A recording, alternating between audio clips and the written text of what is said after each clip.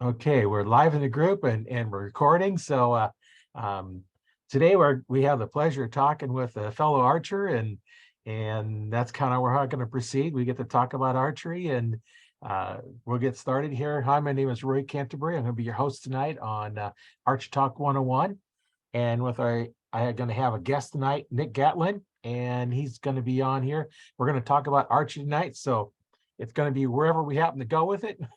Welcome to the show, Nick. Thank you so much, Roy. I'm so glad you decided to have me on. Very very thankful. I've always wanted to be on a podcast, so I had contemplated starting my own at one point and never got around to it. But I'm really looking forward to all the topics we're going to discuss. Like you said, wherever it leads us. So anything hunting or archery related, I could talk all night about it. So Yeah, we just we'll just go with what if we have questions come in on the live stream, then we'll kind of pass them on, and other than that, we'll just talk archery. So how did you get started in archery? So I actually started very, very young. My dad, he bow hunted, and I was born in '95. I had a bow in my hands. I think in '98 I started shooting. So like 3 years old, I had a little Bear Brave, little compound bow, and my parents still have like a home video of me. Dad had like a 3D foam target set up in the backyard, and I was like, probably 10, 12 feet away shooting at it with my bow, and it actually fell over on me on the video. I went to pull my arrow out, and some of those old 3D targets, man, well, even some new ones, they're pretty tough to get an arrow out of. Even with that little bear bow, I guess for me it was, because I managed to pull the whole target over on top of me. So yeah, they can be heavy. Some of them targets, they end up being pretty heavy, and if they sit outside, then it kind of gets soaked with water too, and they really get heavy. Yeah, absolutely. But so I started there, and I still shot a bow up until I was probably 7 or 8 years old. I had a little Martin. I forget. I think it was a Martin Tiger. It was like a youth bow, and Yeah. remember I shot it, and I got pretty involved in sports and didn't really shoot much. Probably between the ages 8 and 12, and then I got back into bow hunting. I could finally pull enough poundage that my dad felt comfortable letting me go hunting with a bow. So I think I had a Browning Micro Midas. It was an Yeah. older bow. I went from that to I had a PSC Bruin, which was it was a solo cam bow, and it was my first bow that I could pull 60 pounds with. And I think I got it when I was like 13, and I hunted with it for a little while, and then I finally got my first deer with a Matthews DXT. I think I was 15. So I hunted for a few years there and had some close calls, but it seemed like when I first started bow hunting, it was just impossible to get a deer in bow range, and get a shot on it. Been there, done that. And this buck right here is actually only the second deer I ever killed with a bow. He's my best Tennessee buck.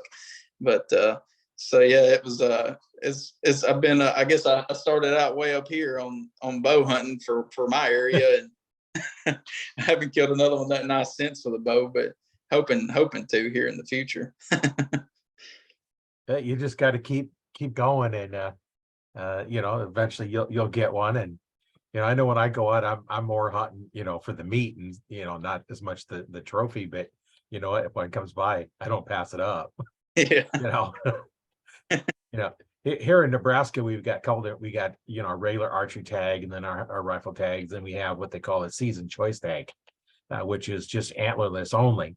But it's good for archery and archer season, and rifle season, and black powder during the black powder season. So it's not like the 9 days of rifle. If you don't get it, you eat the tag, Yeah. and this way you've got the whole year to take advantage of it, and that's always kind of nice to get one of those. But if that big buck comes by, I gotta let it go. Yeah. Because I don't have the tag. Yeah. Absolutely. Yeah. It's so funny how different it is, from state to state. Here in my unit in Tennessee, we can kill 3 does a day. And I'm not too well versed on the different tags. I bought a lifetime when I was 12 years old. So every year I never had to worry about renewing it, and it's good for does, bucks, gun, muzzleloader, archery. But yeah, we're 3 does a day in my unit, and so technically, if you wanted to hunt every single day and shoot 3 does every day, you could do that for a whole season. However many does that is, a Well, lot. a lot of meat, it's hard to process it that quick. If you get three deer in one day, unless they're pretty small ones, they take you a while to process. Even a small one does. Oh yeah. And if you're paying to somebody to do it, oh man, that's expensive. Oh yeah, no way. Yeah, I've had to process 2 of my own in one day before, and it wasn't fun.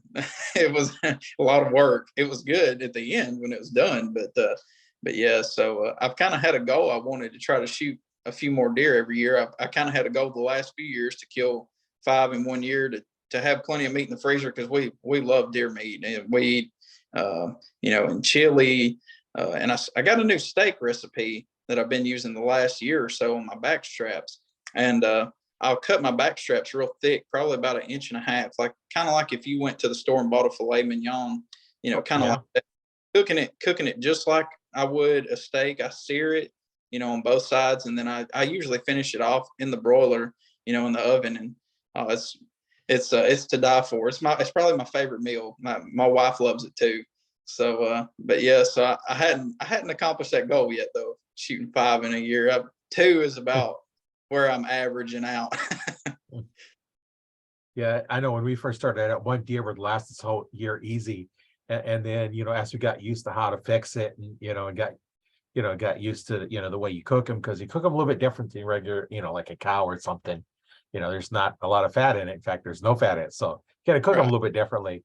And then it got to where, my kids, liked it so much, and I'd make some jerky. And every time I had my freezer was full of a moose and a deer, and I had another one, it's like, I ain't got any freezer space. So I made jerky out of the whole thing.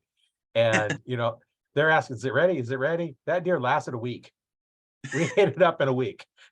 Yeah. you Yeah. once the jerky was done, they just eat it like crazy. And that's always nice to be able to have some of that. And I used to have so much deer that I'd have a piece of beef. It's like, dude, what's wrong with this? Oh yeah, that's just beef. Yeah, it's funny you mentioned the jerky going so quickly. I mean, if we one year, that's been a few years ago now, my dad, we shot a couple of deer, and of course we kept the back straps for other stuff, but everything else we tried to turn into jerky. And my neighbor that lived across the street from us at the time, he had taught my dad this jerky recipe. He would grind his up a couple of times, and do it that way versus, cutting thin strips of the meat. And it makes it really easy to chew, and it's really good. But we ground up like 12 pounds probably of meat, and by the time it came out of the dehydrator, there's barely anything. So you feel like you got all this jerky meat, and by the time you dehydrate it, it's all gone. But it is so good though. Yeah. We hadn't made any in a while, but yeah, I like some jerky. But yeah, so I was listening to some of your earlier podcasts throughout the week, trying to get myself kind of in the headspace. And so I want to hear a little more about your archery career. I've heard about you talk about it on some other podcasts, but I know you owned an archery shop, and you started teaching archery, I think you said, in '95. Yeah. So I've been doing this a lot. Yeah. I started out in archery back in the 60s. Oh wow. Your option was recurve or longbow. That was the only options. There was no compounds. They didn't come around to the 70s. And I started out with a little 25-pound fiberglass recurve bow, Ben Pearson, and I still have it. And when I was in Scouts, I made some arrows, and I still have some of those left. I won't shoot the arrows because they're wood arrows, and I won't shoot the bow because it's fiberglass, and some of the fiberglass starting to split a little bit. So it's just kind of sitting there.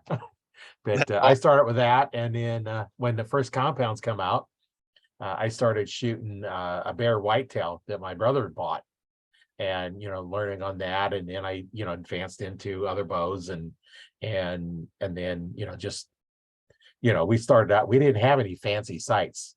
I remember when the first ones, what they call, fancy sight. Before it was just a bar with the pins, and you move them up and down and in and out, and each one individually. So, it was kind of a real pain to get them set right, because as you loosen it up to move it up or down, then when you tighten it down, the pin will move in and out. So Yeah. it was a big, you didn't get real accurate with them because you couldn't adjust them very well.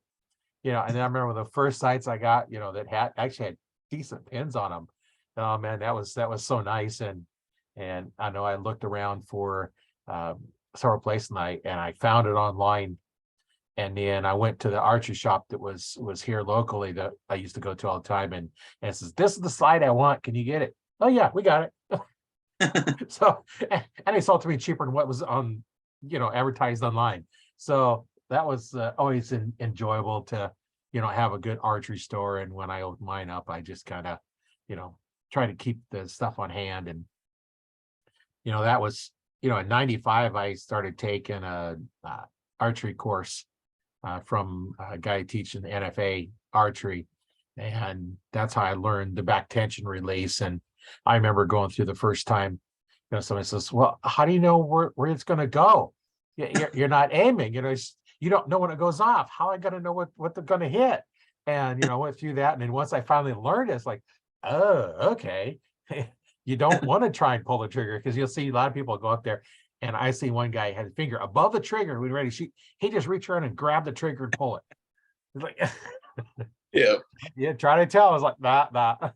So, I started teaching in 95, and then I kind of went along and, taught several people. And then I had my own store for a while. And every time you'd buy a bow from me, you also got instruction as well, because I Mhm. wanted to make sure you knew how to shoot. I just going to sell you the bow and go away.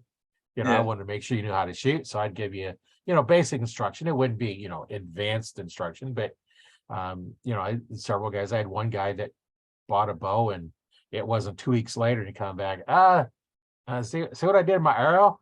I got a trophy. He stuck two arrows together, got a Robin Hood.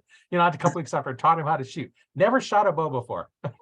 So I said, okay, I've done that many, many times, taken, groups for, from 6, 7, 8 inch groups down to, 1 inch groups. And I was like, this is um, pretty good. When you can see somebody, all of a sudden they catch on what's going on. And that's why I like teaching. And I just go through a lot of that.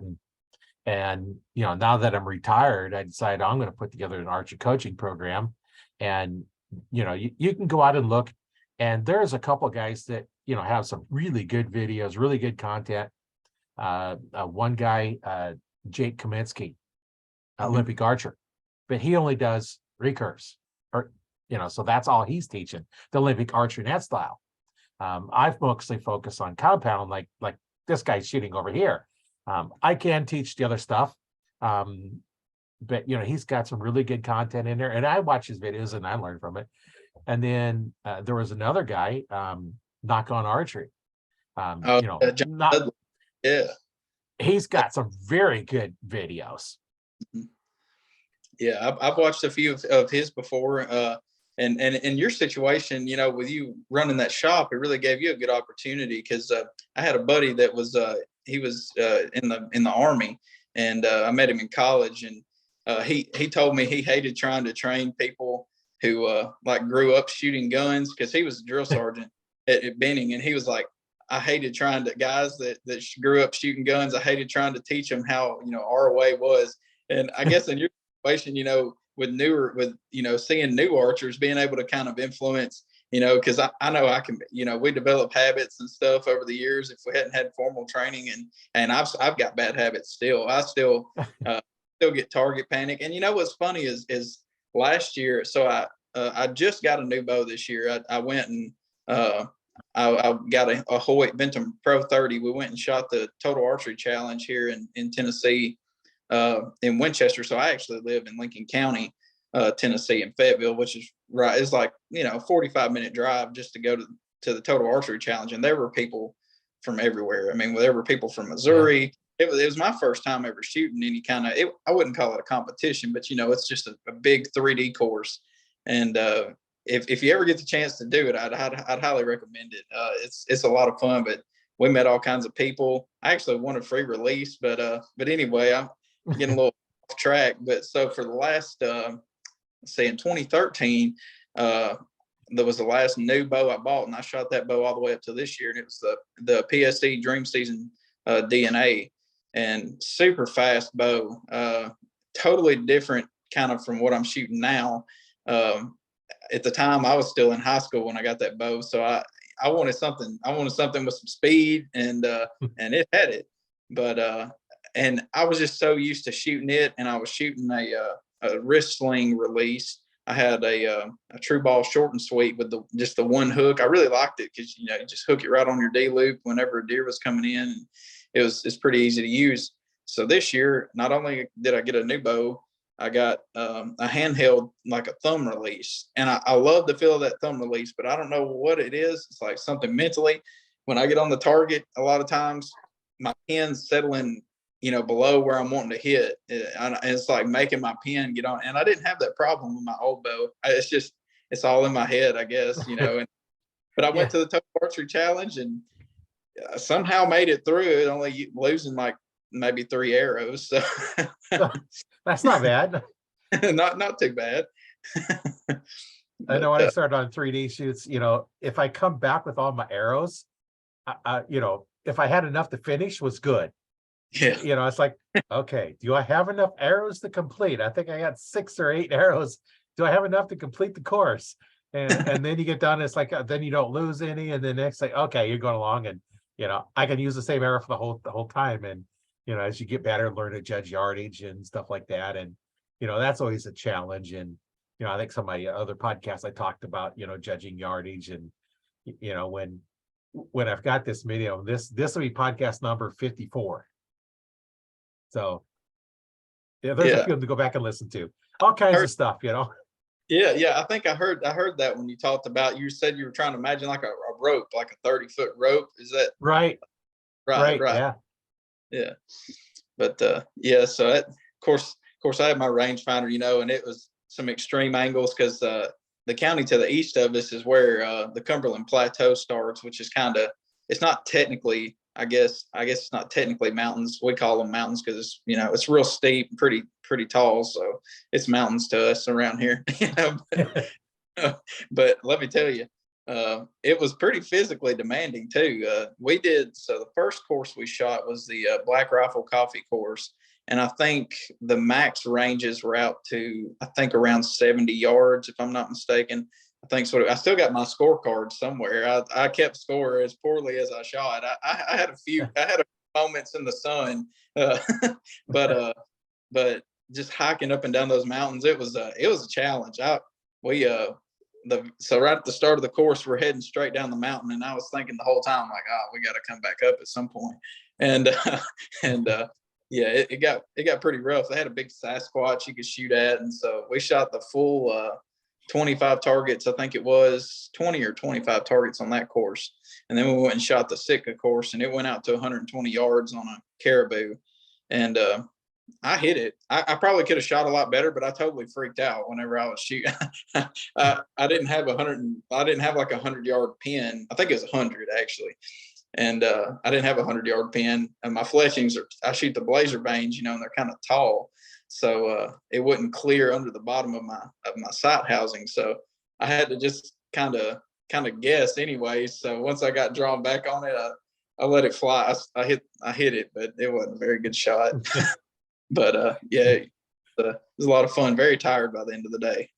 Oh yeah, I can imagine hiking up and down them hills. I know as you get older, it's harder to see, those long shots like that. I have trouble seeing the target. So if I can't see the target, see the pin, it's kind of makes it a little difficult, as you get a little older and starting the little cataracts forming on your eye, and then there's always things you gotta deal with and just figure out how to do them. And I know when I see 2 sets of pins, and always my right eye has been the clear one, and my left eye is not as clear. So my mind over the years, decades, has ignored the set of pins that aren't as clear. Well, then now as the cataract from the right eye, the left eye is the clear eye. So what does my mind pick up? The left eye vision on the pins, which means at 20 yards, you're off by, 3 feet. Yeah. And I drew back on this deer, and I know that pin was right where it's supposed to be.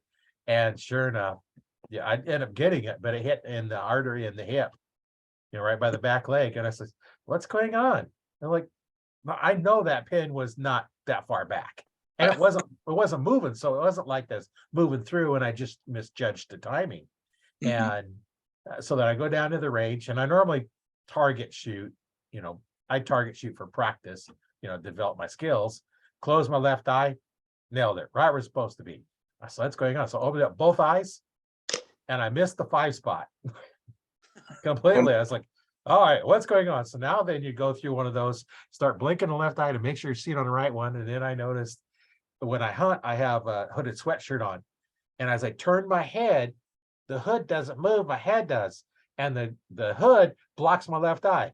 Problem solved. I can shoot both eyes open. So I just got to remember that. And when you see your pan, my fiber optic pans have a black dot in the middle.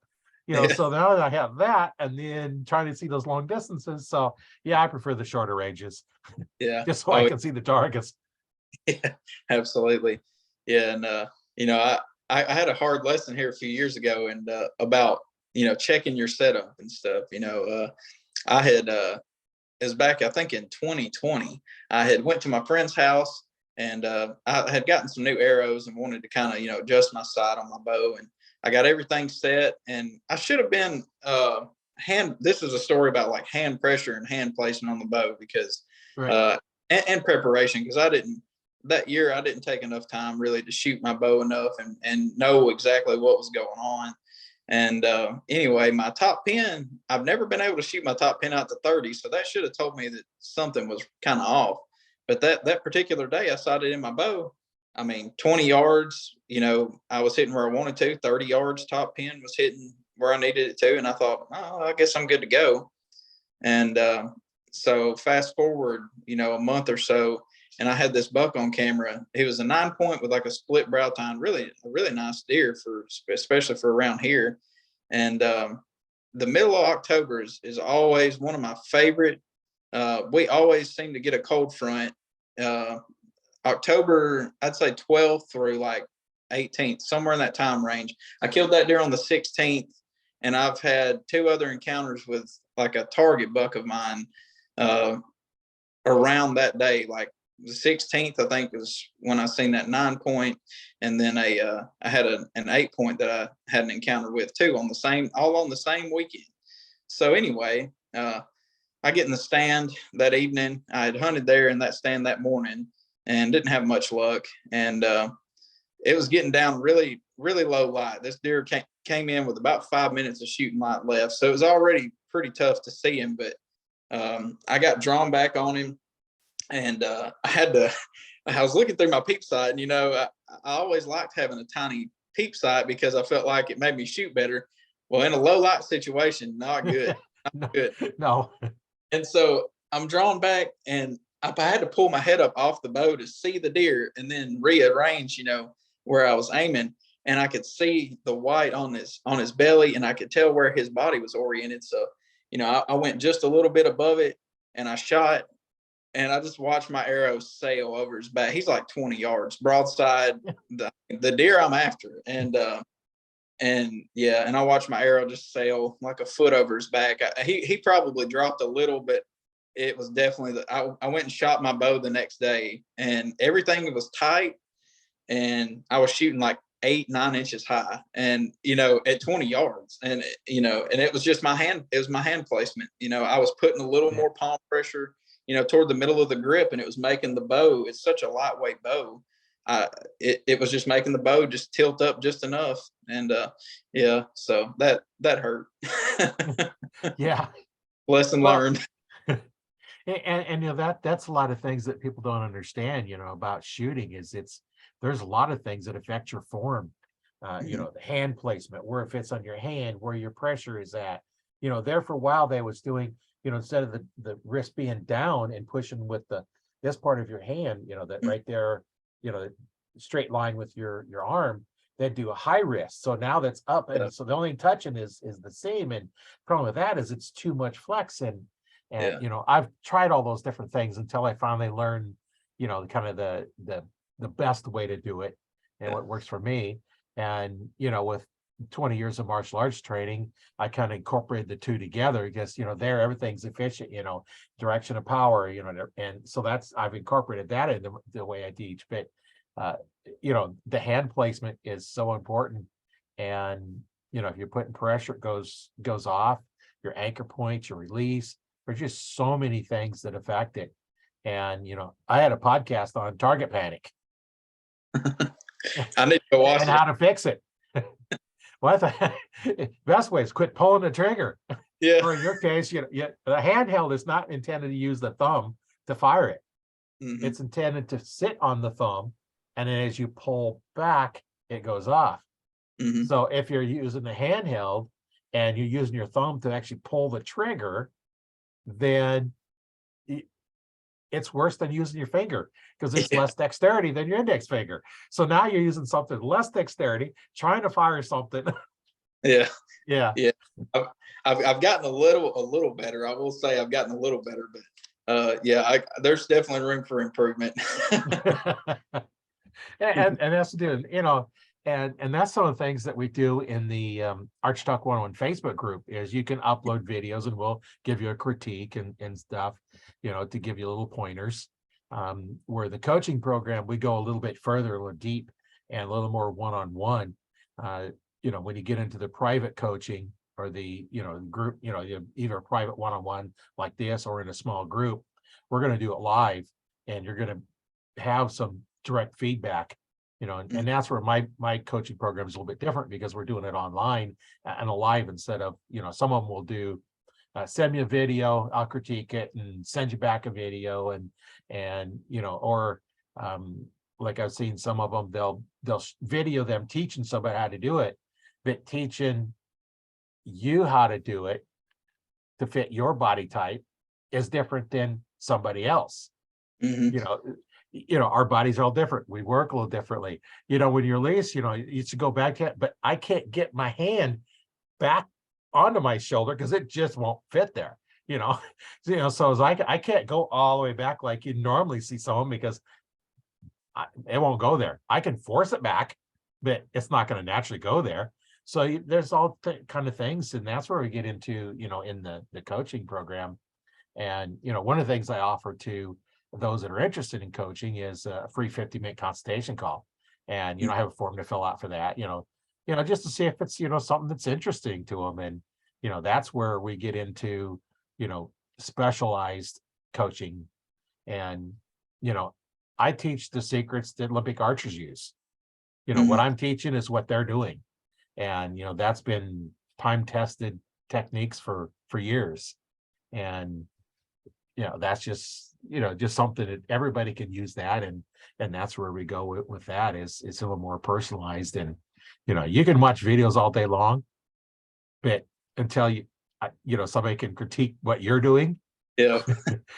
it just doesn't fit. And then go from there. And I had one guy that I taught, he's actually in the Facebook group. He was grouping about 6-8 inches. And then I helped him out one night for about an hour. And then last, he sent me a picture, I had 3 arrows touching, Yeah. and I've done that many times, like the guy I talked about earlier that in my, when I had my store. And, I've, when I worked at Bass Pro and their archery and Cabela's, their archery departments, and, I've done it many times. So, I know my technique works. Yeah.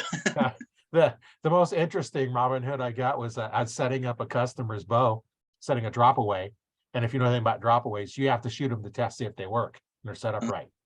Because you draw them back, you let down, they don't drop. So you don't know if you have any contact.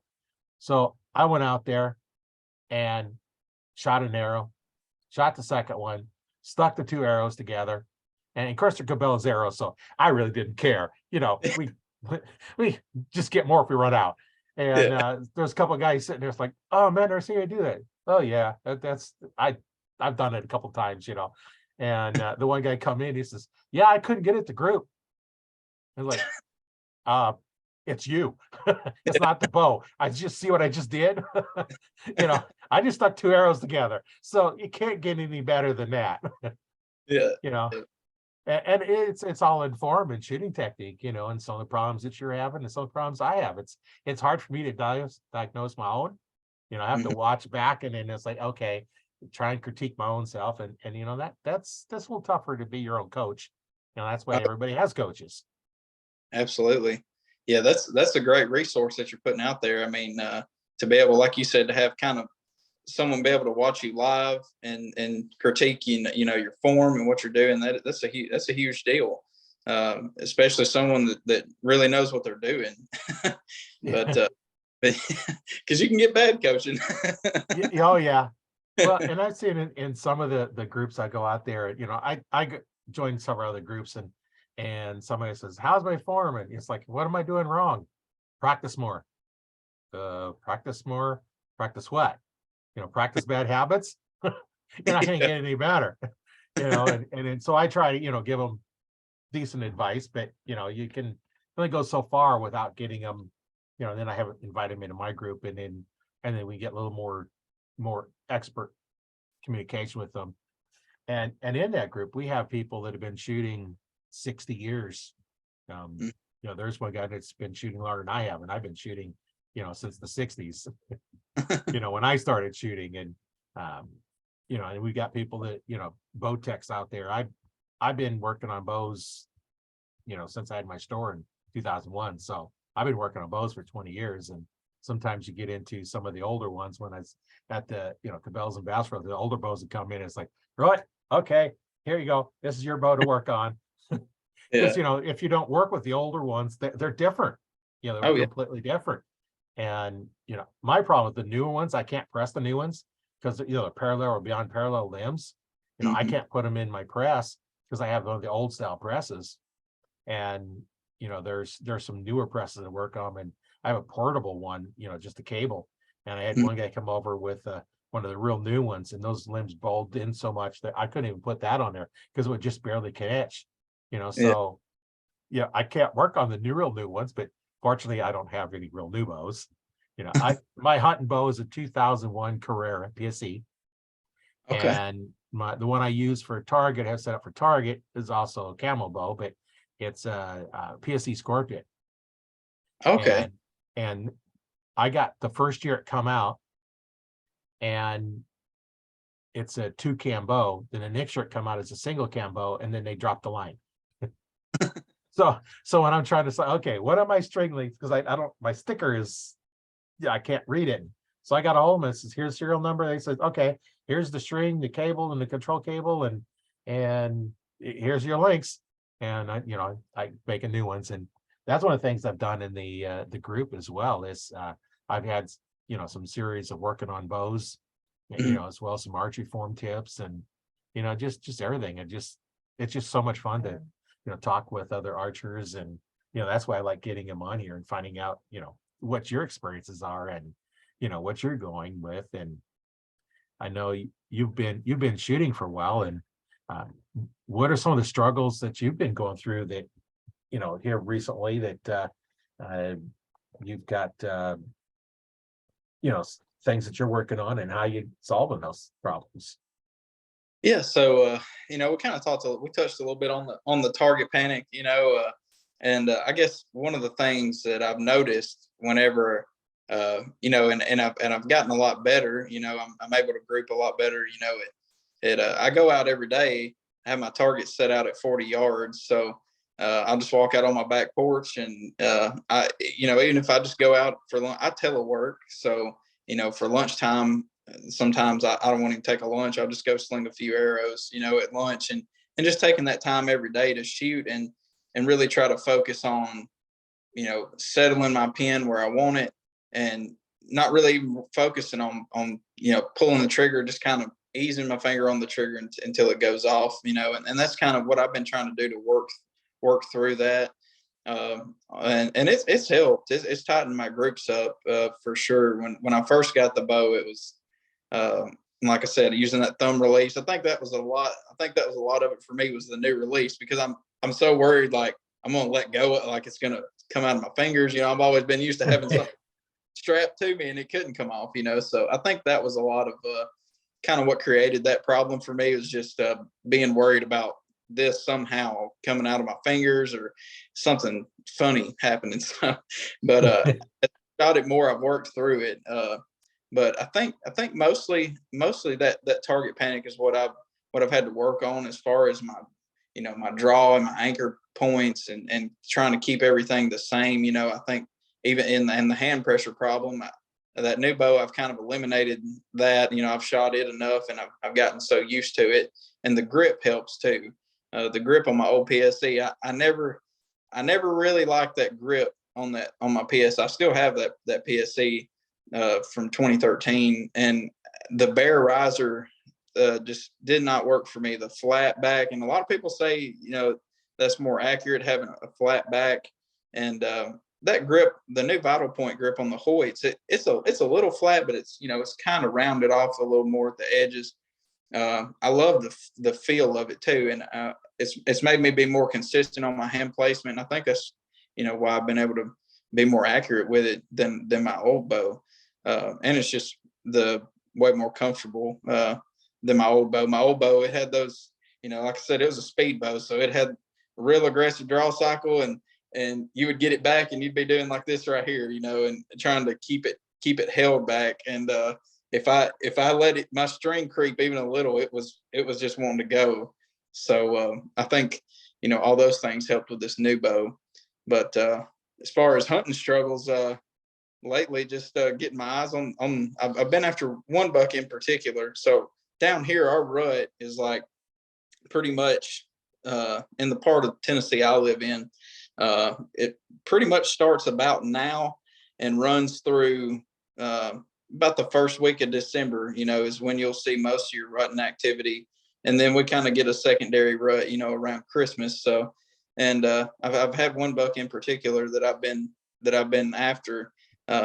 He showed up on the 4th of November, just kind of out of nowhere. Didn't really know the deer was around, and so that's been a challenge. It's been fun trying to get after him and figure out what he's doing. I haven't been able to put anything together really, other than he's there once a week. I get a picture of him, and that's it. Just got to figure out which day of the week he comes by.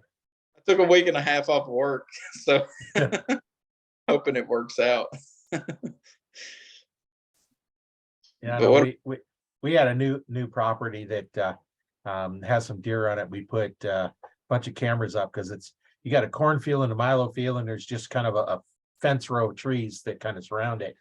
And we put up like 6 or 7 cameras and got nothing during daylight. All the pictures, a lot of pictures at night, all the activities at night when it's dark. Yeah. And there's one spot that right as the shooting time starts, that show up, and I sat out there, last week, and nothing. And then, the few days after that, not even any pictures at night.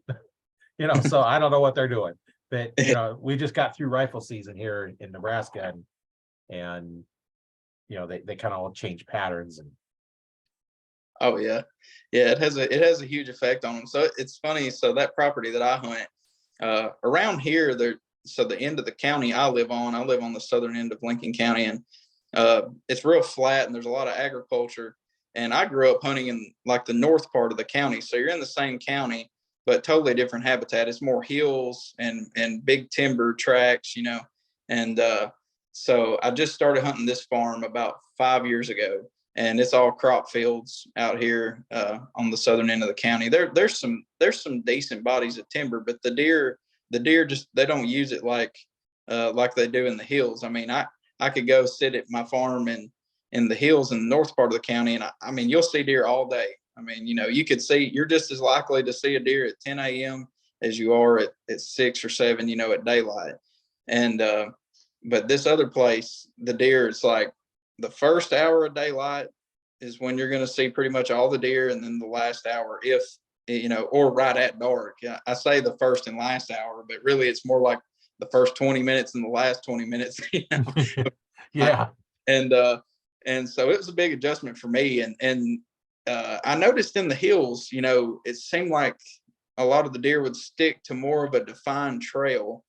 And out here on this flat ground I hunt, they just kind of, I've found one spot where I can say, okay, I know deer are gonna come through here, but once they hit that cornfield, they just scatter. Like I don't know what it is. You'll see deer going everywhere. So, and I had deer I went this morning, and the majority of the deer were in front of me, but I had deer come from behind me, and I had deer come from my right and my left, just kind of just random. So it's so hard sometimes over at that place to pinpoint. There's good deer out there, but they can be so hard to pinpoint. I got lucky. So back in bow season, I shot my first deer off the ground. I had went and bought I bought a blind chair from Cabela's. I just didn't use a blind. I just took it. I had two good trees and like a little cedar tree to hide behind. And so the corn was still in, and it was back in early October. And I got to that spot. Basically, it's where I've been. So I've been rifle hunting since our rifle opened on Saturday on the 19th. So, but before that, when the corn was up, it was easy for me to slip around that field because they go out there, like you said, at night, and they're feeding in that field, and they're filtering. Most of the deer are filtering back into the woods, by daylight. So, it's hard to get in there. Well, when the corn was up, it kind of hid my walk in, and there was some, Right. kind of grass around the field edge, so I could get in pretty quietly. And I did end up bumping some deer as I was getting to my spot that morning, but I got there and got set up about 20 yards from the corner where most all the deer filter through. So I got set up, and I was waiting, and like I told you, usually everything I see is like right at daylight. So I'm waiting, and it's been, it got daylight at like 6 o'clock that morning, I guess. So it's like 7 o'clock rolled by, hadn't seen any deer.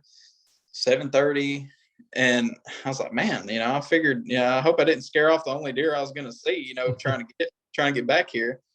And I kind of started to think that, and then as a smaller 8-point, probably a 2-year-old 8-point, he popped out in front of me, and I was watching him, and I got my phone out, and I was sitting there videoing him, and he was kind of eating around in the corn, and he kind of started coming my way, and I was watching him, and as I'm watching him, that the buck I ended up shooting stepped out, and I got on the video, you see me just pan over, and I see that buck, and it's like, oh, and I wear a binocular harness, and stuck my phone back in there and got my bow ready. I was like, yeah, I think we're gonna shoot this one. So and so I got drawn back, and he was at like 30 yards, and I had a wide open shot, but I was wanting to wait because he was still coming my way, and I'm one of those people, like, if a deer's coming my way, I'm not gonna take a longer shot if I know I can get a closer shot.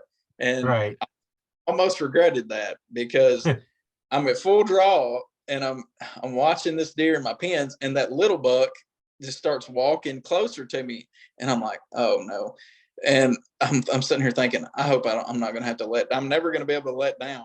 And then No. a third buck popped out, and I'm like, oh God. I'm like, now I got 3 sets of eyes on me. And anyway, they didn't really pay. I was really surprised. I was not that well hid. I mean, I was hidden pretty good, but I think deer kind of I think they get used to being hunted, from a tree, and from tree stands, especially around here, because a lot of big timber, even in this part of the county where there's not as much, there's still lots of tracts of mature timber that people use climbing stands, lock-ons, ladder stands, everything. And but they never. I was really surprised how much I could get away with as far as movement, on the ground, which there were some weeds kind of grown up, and when I drew back, I made sure that all the heads were down, and they weren't, they were eating, and so that helped me. But as that little buck's closing in on me, that other buck, he was about 20 yards, and he got kind of in the corn where that little buck had just stepped out from. And at this point, I'm like, okay, I've got to shoot now, because if I don't, this little 2-year-old buck, he's about to be like in my lap. So so I shot, and the shot sounded good. I couldn't really see it, and too good from after the shot. I seen the deer take off running. I thought I heard him crash, but I kind of gave it a minute, and went to look for my arrow, and sure enough, everything looked good. I ended up hitting about center of the heart and kind of the bottom of each lung. And he went probably, 75 yards, and I got in there and drug him out of the woods and got him loaded up. But yeah, it was he was a pretty good deer for around here. But and then I had this other buck show up on camera, a few weeks later, and he's kind of been my target for now. So we get 2 buck tags here. So it used to be 3. I'm kind of glad they dropped it down to 2. But yes, that's kind of how my season's been going so far. I've been playing cat and mouse this month with that big one, but maybe it'll work out. Yeah, it's always kind of interesting, some of the stories that you have when you're going out there, and some of them are the ones where you don't get anything can be the most interesting ones. Yeah, absolutely. That's how it went for me Saturday. I seen a bunch of deer, and it was probably the best hunt that I've had on that property. I mean, as far as numbers, and this morning was really good, but Saturday morning I seen a ton of deer, didn't kill anything. I seen a lot of snow geese, and that's something we don't really, my part of Tennessee, we don't see snow geese and I seen probably 5 or 6 flocks. Of course, they got like 5 foot of snow up in Buffalo, New York. I'd say that probably helped push them down. Yeah. But that was cool. I was just sitting there all morning sending videos to my buddies of snow geese and sandhill cranes flying over. So that was pretty cool. It was the whole experience. It was just really cool Saturday. Yeah, you get a lot of neat things that you see. I know one time I was sitting in the tree, and the rabbits and squirrels are running around, the birds are chirping, and all of a sudden everything got completely quiet. It's all time, they all went to sleep and you bedded down for the night, and I still got half hour, 45 minutes left of shooting time, and the forest is quiet. Nothing moving. But yeah, so I've actually I made a trip to Nebraska back in 2020. So I hunt as many different. I hunt upland and waterfowl and turkey and deer. So we don't have a lot of wild birds, wild quail and stuff around where I live. But I have a bird dog, and that was the main reason I went to Nebraska back in 2020. We went out to western Nebraska, out near Ogallala, and we stayed over there pretty close by, and did some pheasant hunting and stuff. And that was my first time ever doing something like. Matter of fact, that's the bird, that wing right there. I guess I could show you. That was my first pheasant I killed and shot it out. But Nebraska pheasant.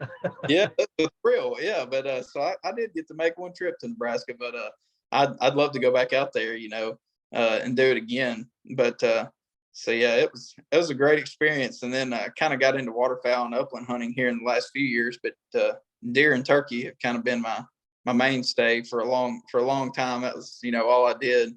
But yeah, it's definitely a lot of things out there to experience, and just hunting in general. Like I said, any kind of hunting I can get in on, I'm game for it. Yeah, it's always nice. There's a lot of nights hunting out here, and I know when I was a kid growing up, pheasant hunting is what I did, all the time. And you going out and walking around and getting pheasants, and that just kind of what I grew up doing is stomping through some of the snow up to your waist and snow drifts, and you lift your foot up as high as you can and set it down, and it takes down to the ground. You pick the next one up, and kind of slow moving, to get through some of those drifts to get to some of the fields. And it was kind of nice doing that. And I had an old J.C. Higgins 20 gauge bolt action shotgun, full choke, that I used. And I knew when they get up, I got one shot, and I got a full choke, so I can't shoot right away because it's almost like a bullet thin. And so I got used to waiting and picking my shot, and then I went to an 870 Wingmaster, which the J.C. Higgins has a thumb safety, so it's right up there next to the bolt. And I'd shot it so much that when I draw up, my thumb hits the safety, takes the safety off. So when I start back down and put the safety on, it just automatically, I didn't even think about it. It just automatically did that. And, you know, I'd always had trouble when a pheasant would get up and it was a hen. And so I'd Yeah. start back down, the safety would go on, rooster would get up, safety's on. It's like, because I didn't get all the way down to reset. And then I went Yeah. to the 870 Wingmaster, and then it has the finger safety. It's like, I Yeah. could never get it off in time. Bird gets up, it's like, where's the safety? And Yeah. by then the bird's gone, because I won't walk the safety off. Yeah. That's just something I won't do. Oh yeah, that's And unsafe. Yeah, for sure. I wouldn't do that either. yeah, But and then I started, picking up deer hunting, and it's like, okay, do I want to sit in a tree stand and wait for this big deer to come by, or walk these fields for hours for a little bitty bird? yeah. So I chose the deer hunt instead of pheasant hunt. And as you're Yeah. getting older, it's a little harder to walk those fields like you did when I was a kid. Well, I tell you, it was even for me, I thought, it's mostly flat land. It won't be that bad. Yeah, no, when we went out there, I killed that bird. He was really kind of in the southern portion of the sand hills. And so it wasn't very flat, and it was No. tired. I mean, we were covering like 10, 12 miles a day. It was rough. But we once we kind of started figuring out what the birds liked, the kind of cover we were finding them in, we started finding more birds. But there were definitely a lot of miles walked where we didn't see anything. We saw some mule deer. That was awesome. We seen one big mule deer with like really nice buck. But yeah, and then that got me thinking. I thought, maybe I need to plan a mule deer trip out here or something, And but yeah, I got to reading up on the regulations, and if you do you can do over the counter archery out there, for mule deer. But I think some units are closed to mule deer hunting. I think, and where we've seen a lot of mule deer, which was oddly enough. But yeah, it was Nebraska's a beautiful state. I loved it. I've been wanting to go out there for years. I was so excited to go out there in 2020. That was kind of it was a bucket list item for me. So to get to check that off, that was pretty cool. Yeah, I don't have to go there. I live there. Yeah. I live in a little village between Omaha and Lincoln. Okay. Yeah, we rode right through all that. We hit I-80 and just kept on trucking down 80. Yeah, that's the way to go out to Okalala. It's just right out there, and in the middle of the state, it's nice. There's mule deer, Mhm. and the difference between mule and whitetail. The whitetail have kind of a pattern they run in. The muleys, they're just all over the place. It's kind of Yeah. You just have to find them and then go after them, because it's not like here where you have a trail and they're honestly going. You just watch the trail, and out there in the sandhills, it's so open, and there's just really, just the way they run, and they just don't really have a pattern. yeah. So one of those, you're almost going to have to do some spot and stalking on them, and you find them and then see where they're at and sneak up on them. And antelope too, that's an interesting one too, because you have to look for them, and they have real good eyesight. So if you can see them, they can see you. So it's a little more difficult on them, and but they do come to watering holes, so you can find some watering holes and go after them that way. And but it's all kind of fun. Yeah. So what all have you been able to take with a bow? What all kind of animals have you had the chance to hunt, big game wise? Just deer. That's pretty Okay. much all I hunt for is deer. I went to Canada, I think in 95, for moose hunt. Oh, that's awesome. And that was a rifle. And then I went down to Texas for hog hunting, and originally went down for archery, but they didn't set up a stand I could shoot archery out of very well. They set up for rifle. They didn't understand that I wanted to shoot him with a bow. And so the last day, the guy I went down with, he had a rifle, so I just used his rifle, and he shot my hogs and the javelina with his rifle. But I went through there. You're kind of standing out of the blind, kind of using the door, and you can't. It's not really any place you could shoot, because it wasn't tall enough to shoot to the normal windows. I had to shoot the doorway. Yeah. But that was interesting going down for that. The hogs and javelina. The javelina tastes just like pork. Hmm. Yeah, that's pretty cool. I've never had the chance to really hunt any other big game other than whitetail. We did. we did do an out of state whitetail trip. But when I was younger, there's a deer behind me I killed in northeast Missouri. He's my best deer. But when I was I think I shot him when I was 12. We had went on a trip up there. So there's a organization, you may have heard of it. It's called Kids Hunting for a Cure, and they have auctions and stuff at their events, and they donate everything to St. Jude's. And we have a chapter down here in Lincoln County that has every year on our juvenile hunt at the end of October on the last weekend. They'll auction off items and stuff. And so we had met some people from Northeast Missouri that, they wanted to start that where they were from. And what they'll do a lot of times is they'll get with farmers in the county and try to take, kids out hunting. And that's kind of how we got hooked up. And we made a trip up there 3 years in a row. I shot that deer the first year within about 30 minutes. And then I never killed another deer up there. But he's a 9 point. Well, I guess you might be able to kind of see him. It's kind of hard with the light, but I have to get up and show you. But yeah, he's got like this really cool brow tine right here. It's split kind of 3 ways. But like a little mini antler on there. yeah, it was so yeah, I shot that one my first year up there, and then like I said, we made 2 more trips and never had any more luck after that. But it was always a lot of fun. I look forward to it every year. And I guess that's why I still now, like, I'm always wanting to plan a trip somewhere to go, just hunt somewhere new. And that's a lot of fun to me. And even if it's hunting, whitetails or stuff I can hunt here, it's still a lot of fun just going out of state. But yeah, turkey hunting though, in the last, I started turkey hunting back in, I think it was 2009. And I was hooked on it just immediately. so much fun, and so much so that I started making my own turkey calls. And this is my company my friend and I started, Rick's Custom Calls. We make turkey calls, duck calls, goose calls. We make grunt calls. So about any kind of game call that you can think of, we make it. So but yeah, we took first place at the National Wild Turkey Federation, their convention. They have a call makers competition. We took first place with the owl hooter, and then we entered a lot of. They have a lot of different competitions, and I entered one in Mississippi as the first medal I ever won. Had second place with a slate call. So yeah, that's it's just been a lot of fun. I've been able to meet a lot of people, through it.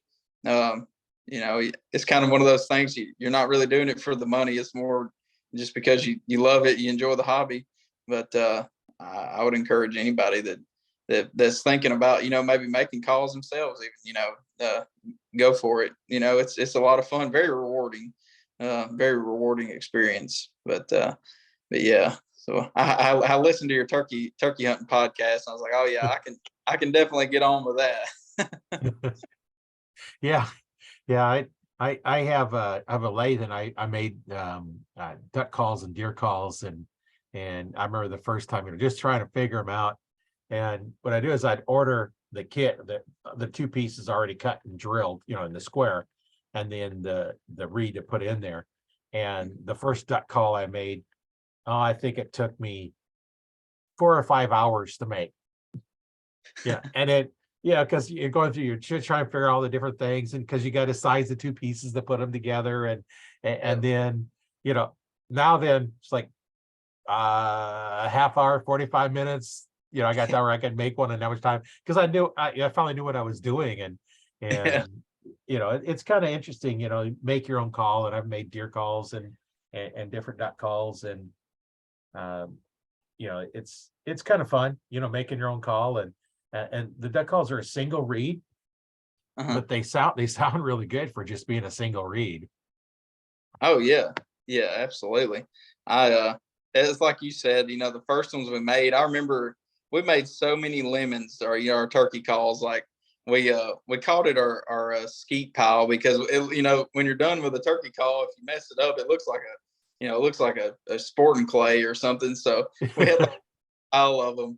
And we never did shoot them, but we used to shoot a lot of clays on the weekends, just for fun. We, after church on Sunday, you could go grab 100 rounds of 20 or 12 gauge at Walmart for like $25 or $30 and, get a 90 count box of clays for like $6. And we'd go Sunday afternoons and shoot. And of course, those days are gone now. It's Yeah. ever since the COVID, it's so hard to find ammo. And when you do, it's so high. It's like, yeah, I don't want to go waste it. No. But It's not wasting it, but it's hard to get and hard to find. It's we've got to save our ammo for when we do need it instead of just going out practicing. And but yeah. So that's funny. We had that pile. We called it our skeet pile. but yeah, it's the duck calls were a pretty big learning curve. Well, at first we were buying. You can buy some that already have the inserts. It's like a polycarbonate insert with the reeds. right, All you're turning is like the barrel part to blow in. So right, that wasn't so bad. But when we started trying to do our own tone boards or sound boards and stuff for those duck calls, man, it's tough. I mean, we made some good sounding, and we've gotten better at it now. But at first, it took a while to really figure that out because filing it down just right. We had I tried using like a hand file, and it was too big, and then I finally just got to where I'd use like a piece of sandpaper or like one of those little sanding sponges, and right. that's about all I could do to get it down, and then you would get it just how you wanted it. And if you messed up your reed, you had to recut that. And it's tough. It's custom duck calls are very tough if you do them that way. Yeah. But yeah, it's been a lot of fun. We've sold quite a few calls all over the country. It's just funny seeing how people have found us. We've sent calls to Canada, California, just all over the place. Turkey calls and duck calls and everything else. But yeah, that's interesting that you made some too. So you kind of the game a little bit there. Yeah, I use the ones with the reed and the soundboard is all together, like you started off with. But the one thing I found with the calls, whether it be a deer call or duck call, is the type of wood changed the sound. Oh yeah. As well as the shape of the wood. Because it's all that tone chamber, how thick is it, what's the shape of it, and all the different things. I had the same reed in different calls. I had one call that you could blow as hard as you want and it just got louder. I picked up another one, you try and blow that hard, it just crapped out and didn't work. The one that you could blow really hard, it was not a good call to do, a coaxing call, just it's a light one. You couldn't do it because you had to blow too much air into it to make it work. And the other ones, great feeder calls, all the different sounds. You almost need 3 different calls depending on what you was going to do. If you're doing them hail calls at them, miles away trying to get their attention, you can't use the one call because you can't get their attention because you can't make it loud enough. And that was interesting, the different types of woods, between the zebra wood, the cocopolos, the walnut, and all the different ones, that you're using. And even if you have like the layered different colored ones, they have different names for them, diamond wood and different things, those are different because those are more dense, more glues, and, they sound different and look different. And, it's just kind of interesting, all the different ones that you make up and you almost have to blow on them and see what they sound like, see if it's what you like. You can do, like you say, you can trim a little bit of the reed if you want to, but I just, here's the reed and go with it, and just making different ones. And, those sold pretty good. Oh yeah. But yeah, so do you still do any waterfowl hunting or anything like that? Or No, I haven't done that in a while. I've been kind of on other things. I don't have any of my decoys anymore, so that makes it a little tough. And I don't have a dog to go out and retrieve the birds. That's always nice. Same thing with pheasant. If I haven't, since I lost my hunting dog, I haven't been out pheasant hunting because it's sure nice having that dog go find that bird for you, because they get buried in the grass, and you can walk right over them and they would find them where you wouldn't. Oh yeah. Yeah. No, if it wasn't for my dog, I don't know that I don't know that I would be doing any kind of bird hunting either. Which my dog doesn't do waterfowl. She's a short hair. They're supposed to be a versatile breed, but she's not too big on water. She's mainly just a upland dog. We do all that, but my buddy, he has a lab, and we'll do a little bit of waterfowl hunting around here. It's not too good here in Middle Tennessee. West Tennessee, the waterfowl hunting is a bit better, but it's it's kind of like a weekend trip kind of thing from where I live if you want to go out there. But yeah, it is it's it's rewarding when it goes well. And it was funny last year, a buddy and I woke up at I found this little piece of public land I had scouted, and I had actually went quail hunting over there, and didn't have any luck. And I talked my buddy into going to this spot. I'm like, hey, I think we'll do good over here. It seems kind of overlooked. So he was like, all right. I woke up at 2 a.m. and drove 3 hours to this spot. It's 2.5, I guess. And we got out there, and right at daylight, we got our decoys set. We're waiting in this little, I don't know what you call it. It's like some kind of little shrubby looking tree. We're standing, there's a bunch of them in that little slough that we were in. And we're kind of standing in there. And man, first thing right at shooting light, there's a mallard come in, a nice drake. He was kind of circling us, and he just made one semicircle and about landed on my head. So I pulled up, and I missed the first shot because he was so close. I just shot, I guess, under him. I got excited. Anyway, the second shot I hit him, and I thought, man, we're gonna have a good morning. I mean, we're starting out hot. We never killed another bird. I drove 3 hours out there. We've seen a lot of wood ducks and stuff, but I don't know if you've hunted. You may have hunted a lot of wood ducks, but usually if you see them, they know where they're going. They're impossible to, sometimes it seems, to get to decoy, and so we weren't where they wanted to be. So we watched probably 100 wood ducks just fly right past us, and then we had a few other birds come in. But yeah, I felt pretty silly waking up and driving 2.5 hours to go shoot one duck. But and I remember after I shot, I looked at my buddy. I was like, if that's the only bird we kill today, I'll be happy. And it's a good thing that I said that, I guess, because we didn't kill anything else. Didn't even have a shot. Waterfowl hunting's tough. For somebody that grew up, hunting deer and turkey and stuff. Yeah, I enjoy it, but it can be pretty aggravating. Yeah, I know. Sometimes you go out there and you go over the hill and they're already on the lake, or you go there and it's been nice enough up north, and then all of a sudden it just got super cold, and they're flying at, you need anti-aircraft to get up to them, and you ain't getting them down with that high. They're so high up there, they just all flew. Oh, there's one day I was out, and it just thousands of them way up in the clouds. They weren't landing. They weren't going to land for a while yet, because they were so high. I don't think you could even make a call loud enough for them to hear. They were so high. You could see them, you couldn't hear them even. Yeah. He's like, oh, there they are. I can't hear them.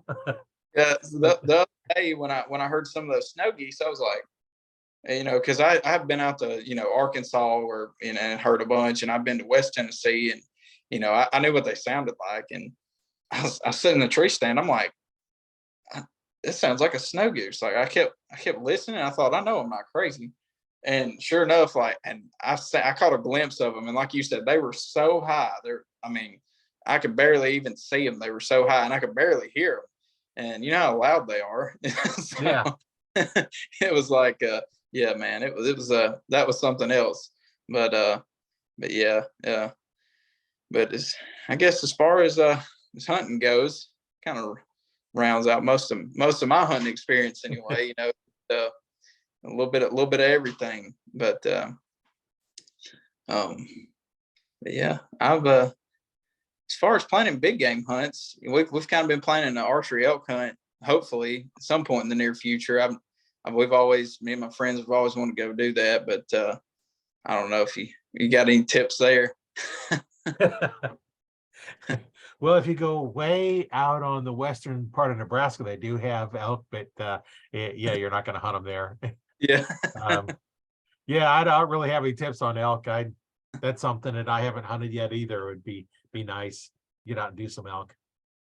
Absolutely. But yeah, as far as archery goes, we had the new bow lineups come out, for a lot of places here this month. Have you had a chance to take a look at any of those and form I any haven't. thoughts? I haven't had a chance to take a look at any of the new ones coming out. I need to make a trip to some of the places around here. We don't have too many archery shops left anymore. There's one actual pro shop, and then the other ones are like Shields and Cabela's and Bass Pro, and I don't really call them as being a really archery store, because it's just kind of hit and miss. Yeah. Do you go in there? Is it somebody that knows what's going on? Fortunately, when I was at Bass Pro, there was between the four of us, we probably had 100 years of experience. And then I left, and the other guy left, and then while John and I was out at Cabela's, we had some good knowledge there. And then, last time I went out there, neither one of us are there anymore. And I was talking to one guy, he's like, yeah, I originally wanted to go a different department, but I'd shot a bow when I was a kid. So now he's in archery department. So you don't never know what you're going to get. Same thing with Shields or Dick's or, any of the chain stores. Mhm. You don't know, what you're going in for. So, as a new archer, you need to get, a little bit of education on what you need to do. And, that's where, a new archer, if you join, like my Facebook group, the Archery Talk 101 group, we can help you through that. Here's some of the things you need to know. And if they don't ask you these questions, move on, because they don't know what they're doing. They're just basic few questions, like basic, what are you looking to get out of archery? What do you want to do? Do I want to sell you a recurve, a longbow, a compound bow, a crossbow? Uh-huh. My idea on archery is a stick with a string flinging another stick.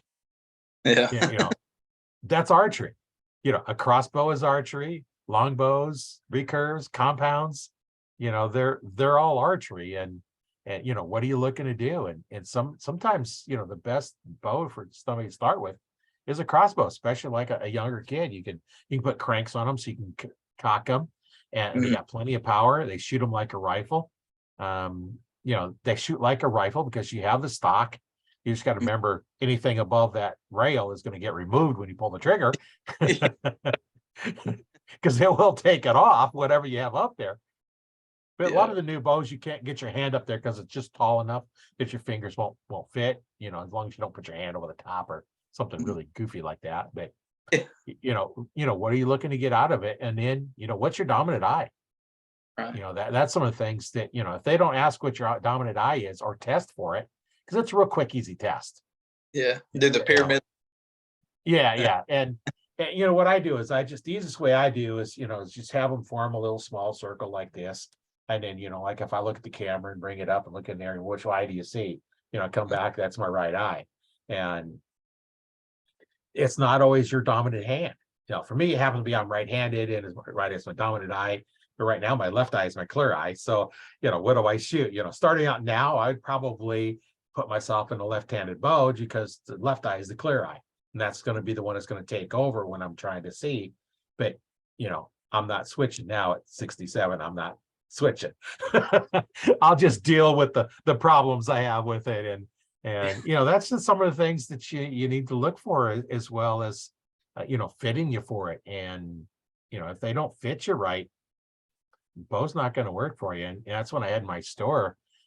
I would not push the upper end bows to a new archer. Mhm. For one, you could spend 350 or almost $1,000 or somewhere in Mhm. between there. A new archer, why do I want to push them into $1,000 bow?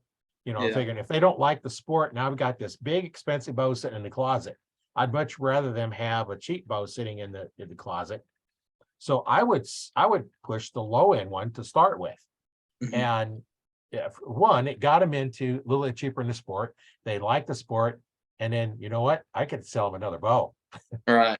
If I sell the upper one, I never sell them another bow unless they're one of those that like to keep changing bows Yeah. and get them into there and get them set up. And that's why I had, as a PSE dealer, and I would set up the Nova line of bows, which is their low end bow. Mm. And I would set them up. We'd put string silencers on them. We'd have a peep on them. One of those peeps that split in three. I still think I have 100 of them left, because they just Oh, had tons of them. yeah. And I don't like those, so I'd put those on there. We'd put a D loop on it. I'd give you half a dozen arrows because I had a quiver with the tips on there, and then also a release. At that time, True Fire had a cheap one that PSC also sold. I buy it from PSC because it's cheaper, but it was just their little low end entry level release. So you Mhm. have everything. There's nothing to buy unless you want to buy a case. Yeah. And then the hard cases, the plain old hard cases, I didn't stock them because my price at wholesale was like $5 different than what you could go buy them at Walmart for. So I got this big case I got to carry. No, I had some Yeah. soft cases that you could get, but or the upper ones. If you wanted a more fancy one, then I'd order those in. But it was all ready to shoot. There was nothing else you had to buy. A lot of Mm. the kits, you still got to buy your arrows, you still got to be released, still got to buy your points, Uh-huh. and all that. And I bought just raw shafts. I Mhm. didn't buy anything fletched because I would fletch them myself. Whether you do want 4-inch vanes, you want 5-inch vanes, you want 4 or 5-inch feathers.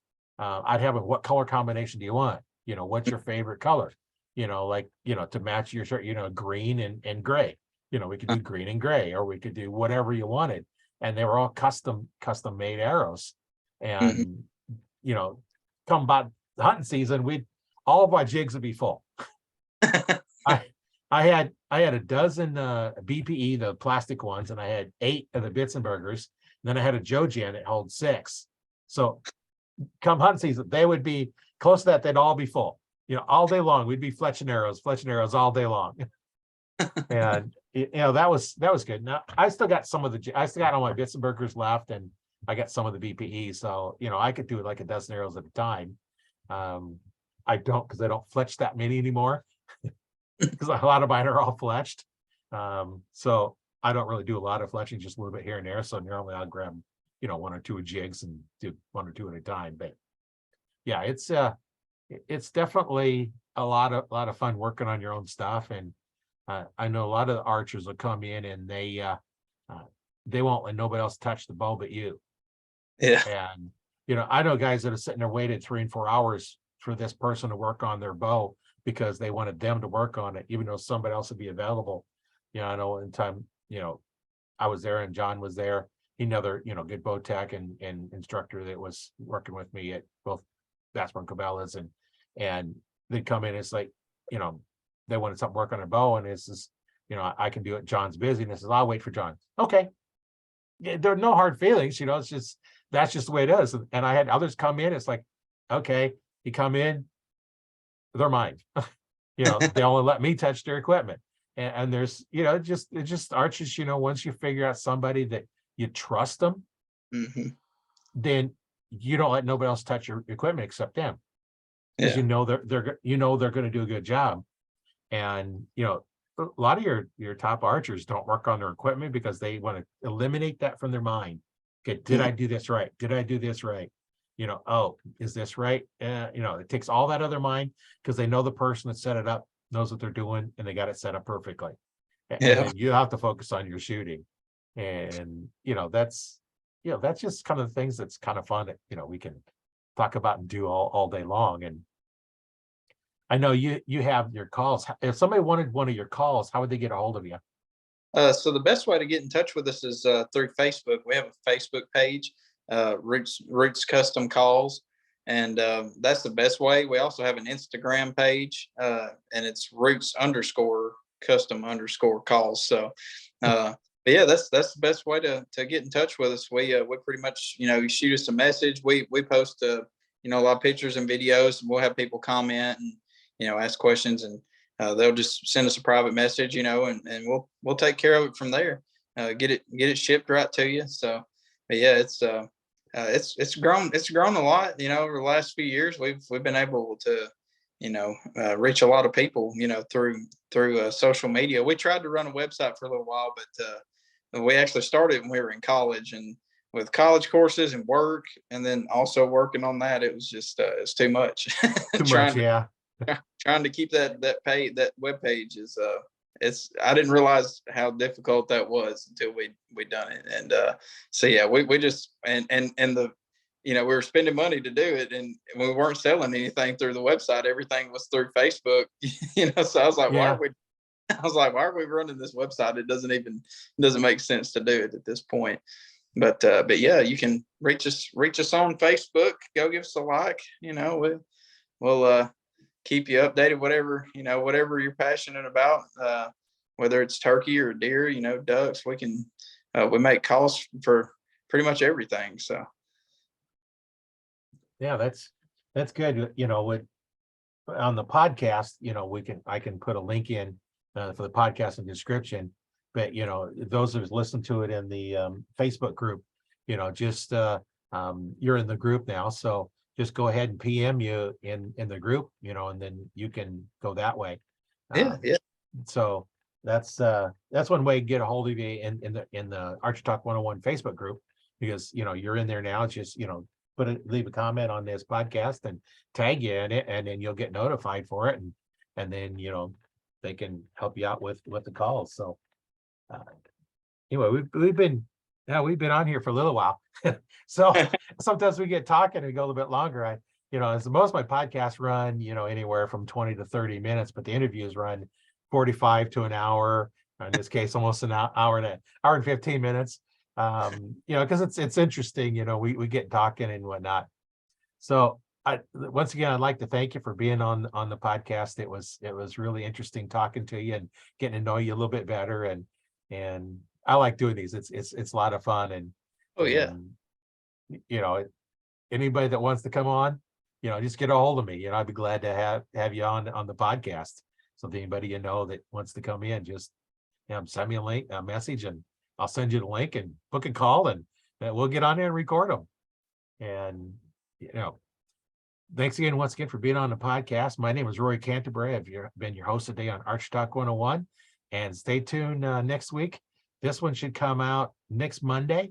This is the 23rd, so next Monday it should come out on Spotify. You should be able to get it there, and in my YouTube channel. I have a YouTube channel where I post these as well, and I have an interesting YouTube channel name. It's Learn to Fix It Yourself. It's like we've been doing for many years. It's like, fix it yourself. Learn how to do it. It's sometimes cheaper to just buy the tools, learn how to do it, and just pay someone else to do it. And work on your bows. Work on whatever it is. So I'll leave a link for that in there as well, and I'll leave a link to your Facebook group as well in the description of the podcast. But other than that, just get a hold of you, and it's been great talking to you. And we'll talk to everybody next week. Thank you, Roy. Happy Thanksgiving. Yeah, you too. Have a good